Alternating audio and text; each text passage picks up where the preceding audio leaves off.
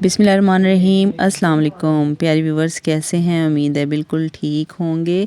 अल्लाह ताला आप लोगों को खुश रखे, आबाद रखे, आपके रिस्क में जो है वो बरकत दे, आमीन सुम आमीन। आज मैंने बनाया है वनीला केक। तो ये इतना आसानी से जो है ना ये बन गया था घर पे, बिल्कुल सिंपल से तरीके से बनाया है। तो आइए मैं आपके साथ इसकी रेसिपी जो है वो शेयर करती हूँ। तो इसके लिए जो है ना आपने लेना है ये आधा कप जो है ना ऑयल लेना है, ठीक है। इसमें घी यूज़ नहीं करना, ऑयल ही लेना है आपने।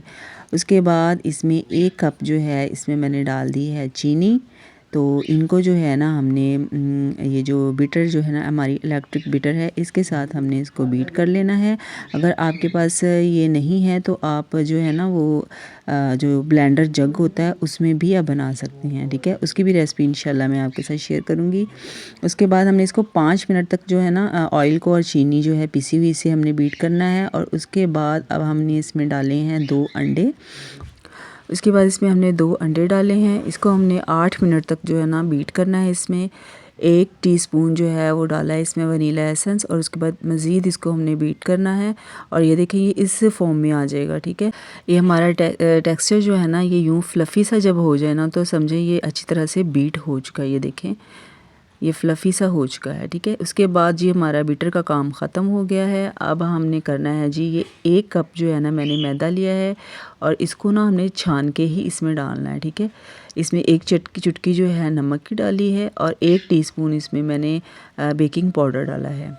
और इसको हमने अच्छी तरह से छान के ना इसमें तो इसको हमने स्पैचुला के साथ मिक्स कर लें, या फिर आपके पास एग बीटर है तो हैंड एग बीटर जो होता है ना उसके साथ आप मिक्स कर लें। इसको सिर्फ मिक्स करना है, इसको बहुत मतलब कि नहीं इसको हमने करना। ये देखिए ये मिक्स हो चुका है और ये देखिए ये इस तरीके से ना हमें चाहिए है, इस फॉर्म में आ चुका है।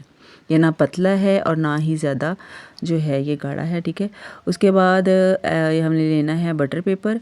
और सबसे पहले हमने जो है ना हमारा जो सांचा है इसके ऊपर ऑयल लगाना है और उसके बाद बटर पेपर के ऊपर ऑयल लगा के ना तो उसमें हमने ये डाल देना है अपना बैटर जो है।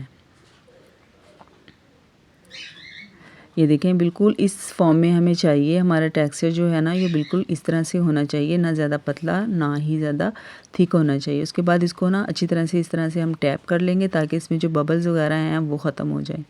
और इसके बाद इसके ऊपर मैंने बादाम डाल दिए हैं काट के, ठीक है। और पतीला जो है ना मैंने फुल गरम कर लिया था। और उसके बाद जी हमने अपना जो है केक वाला सांचा वो इसमें रख दिया है। और जो फ्लेम है ना इसे हमने बिल्कुल लो जो है ना इस पर मतलब लो फ्लेम पे हमने इसे जो है बेक करना है केक को। फ्लेम जो है ऐसी होनी चाहिए जैसे हम चावल जो होते हैं ना दम पे लगाते हैं, इतनी फ्लेम होनी चाहिए, ठीक है। और ये कुछ टेक्सचर मेरा बच गया था, ये मैंने टी केक भी बना लिया था साथ। और ये देखिए जी बेक तकरीबन हो चुका है। ये मैंने चेक किया है स्टिक के साथ, तो ये बिल्कुल क्लियर स्टिक आई है हमारी पर। ये केक हमारे बिल्कुल दोनों तैयार हो चुके हैं। तो आइए अब हम इन्हें निकालते हैं। ये देखें ये सांचे में से ना जो है आराम से जो है ये केक निकल आया था, ना ही साथ चिपका है क्योंकि हमने नीचे ऑयल लगाया था। अब यकीन करें ये बहुत आसान और बहुत इजी तरीका है, ठीक है। बस आपने जो चीज़ों की मिकदार है उसका ख्याल रखना है, मतलब जितनी मैंने आपको बताई है ना अपने केक के हिसाब से, तो आपने उतनी ही इसमें चीज़ें जो हैं वो डालनी हैं। देखें ये कितना प्यारा और ख़ूबसूरत और गोल्डन सा कलर आया है।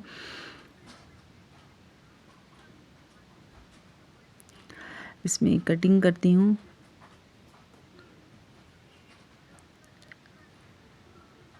बहुत आसान बहुत इजी रेसिपी है। आप आराम से ये ऐसी रेसिपी है जो बच्चे भी बना सकते हैं, ठीक है। तो मुझे उम्मीद है कि मुझे आपको मेरी रेसिपी जो है वो पसंद आई होगी। पसंद आई हो तो वीडियो को लाइक कीजिएगा। अपना ख्याल रखिएगा। अल्लाह हाफिज़।